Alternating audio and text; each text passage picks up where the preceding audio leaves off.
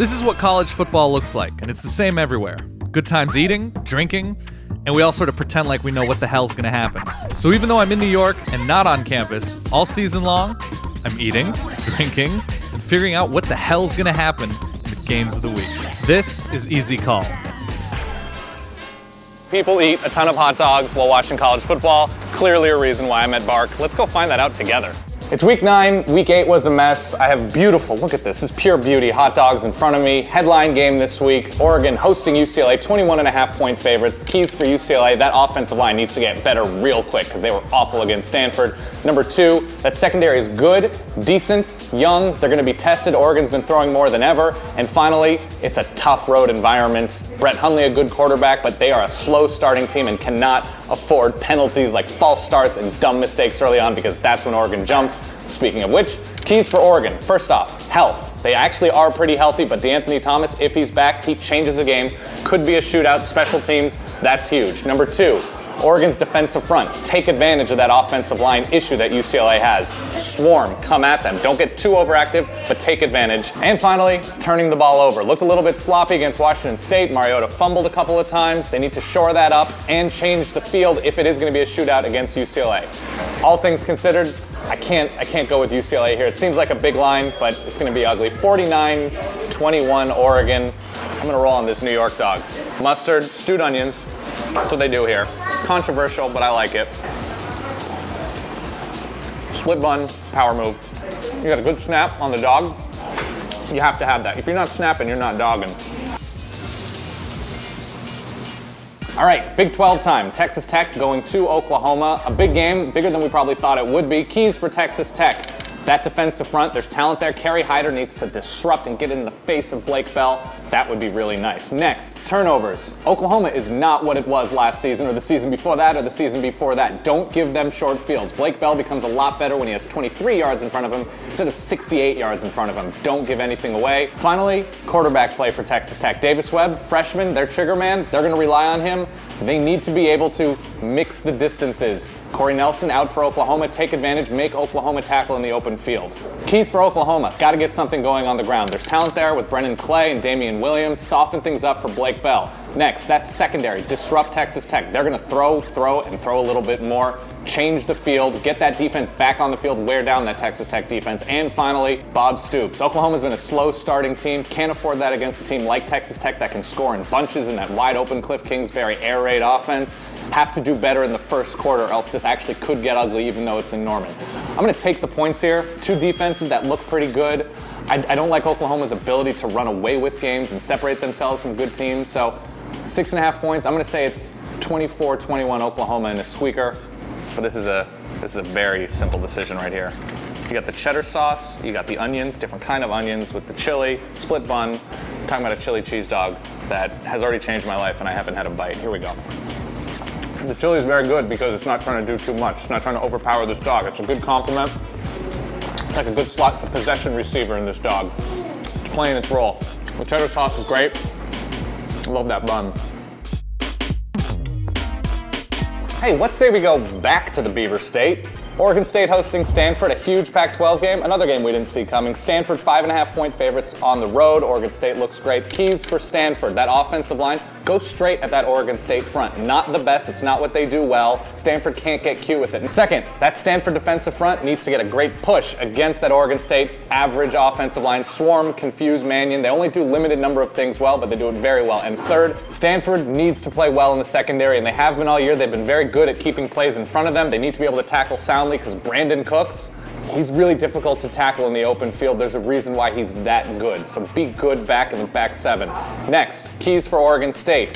That offensive line needs to protect Sean Mannion. Give him time, and please open something up on the ground for Storm Woods or whoever because they haven't been doing a good job this season. Number 2, that defensive line needs to be able to force passing situations for Stanford. A Stanford team that's good and accurate through the air, but if they get rolling on the ground, forget about it. And third, the quarterback, Sean Mannion, has been great against pretty lousy competition. That's what they do. They throw a ton. I don't think there might be only one quarterback who's thrown more than Sean Mannion, but be smart about it because honestly, if they're not connecting, I don't know how Oregon State wins this game. That's what they do. So I'm going to take Stanford to win outright on the road. I know it was a close game last year, but I'm going to go 28-20.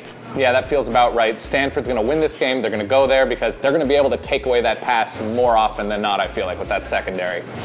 All right, let's think positive. And by that, I mean bacon. And pickled onions. And more cheddar sauce. You like this, Adam? You like what I'm... Yeah. But the fattiness of that bacon mixing with the snap of that dog, a lot of focus grouping went into this one. Let the bass kick. All right, number 4, we're gonna have a new star of this one. Ooh, we're talking about a barbecue burger. We're gonna get into that. But South Carolina on the road against Missouri. Keys for the Gamecocks. Protect whoever's back there at quarterback. It's probably going to be Dylan Thompson. They haven't been all that good in pass protection this year. Got to do better. Number 2, that defensive front, a little bit too much over pursuing. Needs to do better against the run, especially because Henry Josie is back there. Cannot not give him a crease. He's real good. Final key, depth. Dylan Thompson, if he's stepping in for Connor Shaw, you're talking about a backup quarterback, still a very good one, going to Missouri against a very good Missouri defense. This game's going to come down to how well he does in play action, how well they can run the ball, because Mike Davis is still really good. Keys for Mizzou. That defensive line needs to take advantage. They need to get to, if it's Dylan Thompson, need to get to him because Michael Sam, him in your face, too much. Too many mean bones in his body. Number 2, the quarterback position. Matty Mock looked really good against that Florida team, albeit a beat-up Florida team. How's he going to do with 2 great weapons, LaDainian Washington and Dorial Green-Beckham, going against an only so-so South Carolina defense? And finally, coaching. How well will Gary Pinkel prepare this Tiger team? Are they going to lose focus? Are they going to let down after a big win, after really ascending to the top of the SEC East? This is still a good South Carolina team. Can't let down now that they're top 5. I'm going to go Missouri here. I don't think South Carolina is great. I think they're good, but I think Missouri has some momentum. They have the confidence. They have the weapons on both sides of the field. I'm going to go with that. We're talking about barbecue burger with onions, barbecue sauce, bacon, onion rings. There's lettuce in there, but that's just for show. You got the crunch with the onion rings, not overwhelmingly battery. Also appreciate that. And the cheddar sauce coming in there is just a nice how do you do. Last, but yeah, it's the Big Ten a little bit least. Penn State traveling to Columbus to play Ohio State. Ohio State 14.5-point favorites over a pretty okay Penn State team. Keys for Penn State, quarterback position. Christian Hackenberg, really, really good. He's got a top flight receiver now in Robinson. How well can he take advantage? Number 2, that defensive front has been really good against the run, which is going to be key because Carlos Hyde is outstandingly good at college football. And last, coaching. Bill O'Brien has shown himself to be pretty outstanding, actually, but how well can he put together a game plan on the road, start quickly against an Ohio State team? That's going to be huge. Got to be perfect with that little depth. Keys for Ohio State.